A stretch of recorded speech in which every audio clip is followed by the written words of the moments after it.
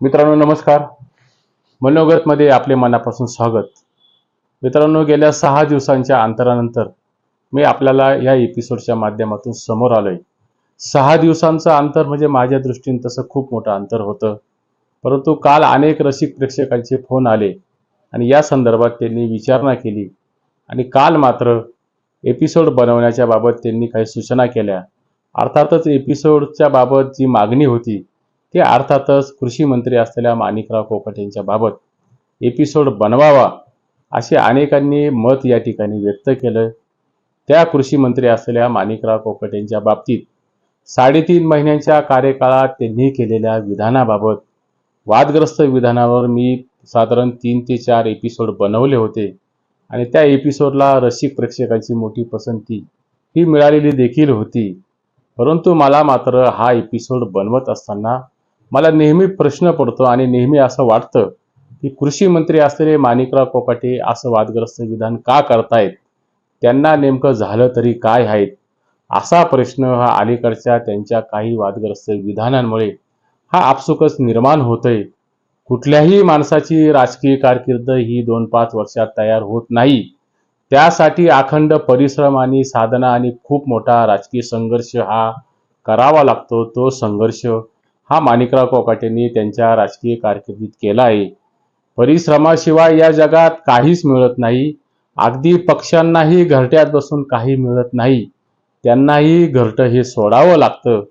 कोकाटे ज्या नाशिक जिल्ह्यातील सिन्नर विधानसभा मतदारसंघातून निवडून येत आहेत, त्या मतदारसंघातून मी बोलतोय. काल दिवसभर कृषी मंत्री माणिकराव कोकाटे यांच्या विधानांची गरमागरम चर्चा ही संपूर्ण महाराष्ट्रात समाज माध्यमावर आणि सार्वजनिक ठिकाणी ही होत होती. मंत्रिपदाची सुरुवातीला कोकाटेंनी शपथ घेतल्यानंतर कोकाटेंनी छगन भुजबळांना अंगावर घेतलं. भुजबळांच्या विरोधातील विधानाने कोकाटे हे सतत चर्चेत राहिले. त्यांच्या पक्षाच्या वरिष्ठांनी भुजबळांच्या विरोधात बोलू नका म्हणून जेव्हा कोकाटेंचे कान टोचले तेव्हा कोकाटे मात्र भुजबळांच्या विरोधात हे बोलण्याचे थांबले. वास्तविक कृषी मंत्र्यांनी काल शेतकऱ्यांच्या बांधावर जाऊन अवकाळी शेतकऱ्यांचं जे नुकसान झालं त्याची पाहणी केली. ते पाहणी करत असताना शेतकऱ्यांच्या कर्जमाफीबाबत विधान करून वाद अंगावर ओढून घेतला. तो वाद मात्र अनाठाही होता, अप्रस्तुत देखील होता. कर्जमाफीचे पैसे लग्न आणि साखरपुड्यामध्ये शेतकरी खर्च करतात, हे त्यांनी केलेलं विधान हे सर्व शेतकऱ्यांना लागू पडतं असं अजिबात नाही.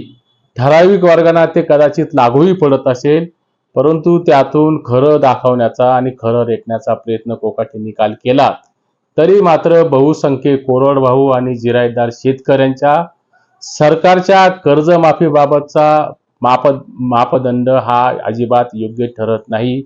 सरकारने जी घुमजाव नीती कर्जमाफीच्या बाबत अवलंबलेली आहे ती देखील अजिबात योग्य ठरत नाही. लग्न आणि साखरपुड्याचे उदाहरण देऊन कृषी मंत्री माणिकराव कोकाटेंनी एक प्रकारे देवेंद्र फडणवीस आणि अजितदादांचं असलेलं खोटं कर्जमाफीचं वास्तव लपवण्याचा प्रयत्न हा या ठिकाणी त्यांनी केलेला आहे.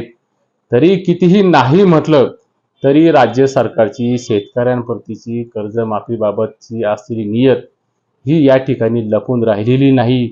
ती शेतकऱ्यांच्या एव्हानासमोर ही आलेली देखील आहेत. त्यामुळे नाशिक जिल्ह्यातील पाहणी दौऱ्यात माणिकराव कोकाटेंनी काल जे विधान केलं ते विधान मात्र सत्तेचा अहंकार होता, सत्तेची मस्ती होती असं म्हणून विरोधी पक्षांनी त्यांच्या राजीनाम्याची मागणी केली. त्यात विरोधी पक्षांचं काय गैर आहेत असं मी अजिबात मानत नाही. वास्तविक माणिकराव कोकाटेंना मंत्रिपदाच्या टर्ममध्ये विरोधी पक्षांकडून आपली प्रतिमा खराब करून घेण्याची अजिबात आवश्यकता नाही. कोकाटे जे बोलतात त्यातून मात्र त्यांची प्रतिमा ही दिवसेंदिवस ढासळत गेली. ती प्रतिमा खराब होते आहे हे मात्र त्यांनी लक्षात घ्यायला हवं. कोकाटेंनी जर तोंडाला कुलूप लावून शेतकऱ्यांच्या मूळ दुखण्याकडे, मूळ प्रश्नांकडे, शेतकऱ्यांच्या जीवन मरणाच्या प्रश्नाकडे लक्ष दिलं तर त्यातून मात्र त्यांची कृषी मंत्रिपदाची कारकीर्द ही उठून दिसेल. शेवटी एक गोष्ट मात्र लक्षात घ्या, तोंड जर बंद ठेवलं तर मासा सुद्धा गळाला लागत नाही आणि तोंड जर उघडलं तर मासा गळाला लागतो. म्हणजे माशाची या ठिकाणी शिकार होते. यात शेवटी काय करायचं आणि कुठल्या मार्गाने जायचं हे सर्वस्वी माणिकराव कोकाटेंनी या ठिकाणी ठरवायचं आहे. सुरुवातीला कोकाटेंनी मंत्रिपदाची जबाबदारी स्वीकारल्यानंतर प्रयोगशील आणि प्रगतशील शेतकऱ्यांशी थेट संवाद साधण्यासाठी महाराष्ट्रातील विभागणी या बैठका या ठिकाणी घेतल्या. हा अतिशय चांगला उपक्रम त्यांनी राबवला देखील. तेव्हा कुठेतरी धनंजय मुंडे आणि अब्दुल सत्तार यांच्यापेक्षा एक वेगळा आणि शेतीच्या प्रश्नाच्या संबंधित जाण असलेला कृषी मंत्री म्हणून माणिकराव कोकाटेंचा उल्लेख देखील झाला.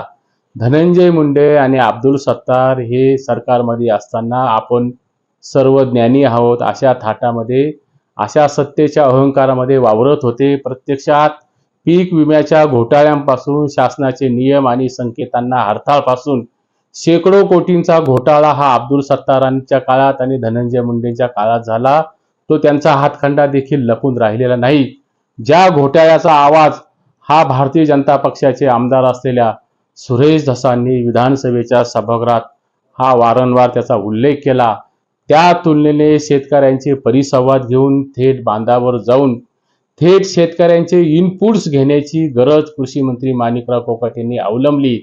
त्यातून इतर कृषी मंत्र्यांपेक्षा विद्यमान कृषी मंत्री असलेल्या कोकाटेंची ही भूमिका नक्कीच शेतीच्या प्रश्नाबाबत सुधारणावादी वाटली, नाविन्यपूर्ण देखील वाटली.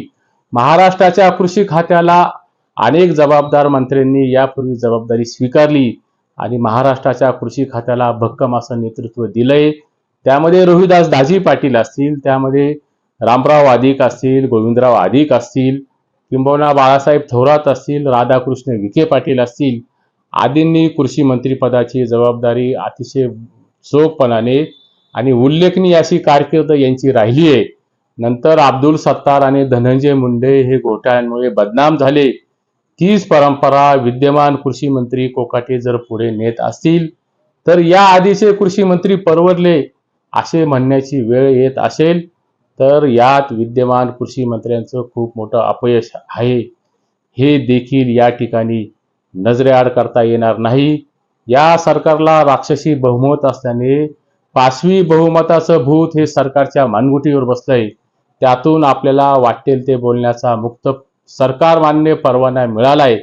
अशा रंगात आणि अशा ढंगात सरकारमध्ये कोणी वागू नये. माणिकराव कोकाटेंनी देखील वागू नये, तसंच नितेश राणेंनी तर अजिबात वागू नये. राज्यासमोर असलेल्या नागरी समस्या, शेतकऱ्यांच्या समस्या या मंत्री म्हणून तुम्हाला कमकुवत बनवत नाही, तर तुमच्यातील नेतृत्व गुण आणि नेतृत्व गुणाची तडप ही तुम्हाला या ठिकाणी मजबूत बनवत असतात. हे यामागे आपण लक्षात घ्यावं लागेल. मी मागे नाशिक जिल्हा मध्यवर्ती सहकारी बँकेची जी अवस्था झाली, जी अवस्था दोलायमान झाली, त्या बँकेच्या संदर्भात 2 एपिसोड बनवलेले होते. त्याहीपेक्षा पुढे जाऊन सांगतो, जिल्हा नाशिक बँकेची अवस्था ही एखाद्या बलात्कारित वारंगणेसारखी तिची अवस्था ही प्रस्थापित असलेल्या त्यावेळच्या राज्यकर्त्यांनी केली आहे. त्यावर एपिसोड बनवले असताना त्यावर प्रस्थापित राजकारण्यांचे भाट आणि स्तुती पाठक यांनी अनेकांनी माझ्याशी वाद घालण्याचा प्रयत्न केला. मी शक्यतो कुठलाही वादविवाद करत नाहीत. मूर्खांच्या नादी लागणं म्हणजे मूर्खांच्या संख्येत एकाने वाढ करणं अशी धारणा माझी असल्याने त्यातही एपिसोड बनवत असताना कुठल्याही द्वेष भावनेने एपिसोड बनवत नाहीत. मला जे काही उघड्या डोळ्याने दिसते ती वस्तुस्थिती मांडण्याचा प्रयत्न, ती मांडणी मी एपिसोडच्या माध्यमातून करतो. असो मित्रांनो, थोडं विषयांतर झालं. माणिकराव कोकाटे यांच्या विधानाने महाराष्ट्रामध्ये नव्या वादाला तोंड फुटले आणि हा एपिसोड बनवत असताना कोकाटेंनी या ठिकाणी दिलगिरी व्यक्त केली आहे. तरी पण कर्जमाफी आणि शेतीच्या भावाच्या प्रश्नाचा आणि कृषी खात्याचा दूरदूरचा संबंध हा राहिलेला नाहीये. भाव ठरवण्याचा प्रश्न पणन विभागाशी संबंधित येतो. तेव्हा विद्यमान कृषी मंत्र्यांनी आपल्याला नेमका कुठल्या विषयावर भाष्य करायचं हे त्यांनी या ठिकाणी ठरवावं लागेल आणि बदलत्या परिस्थितीत त्यांना प्रसार माध्यमांशी बोलताना खूप मोठी लवचिकता दाखवण्याचं कसब हे दाखवावं लागेल.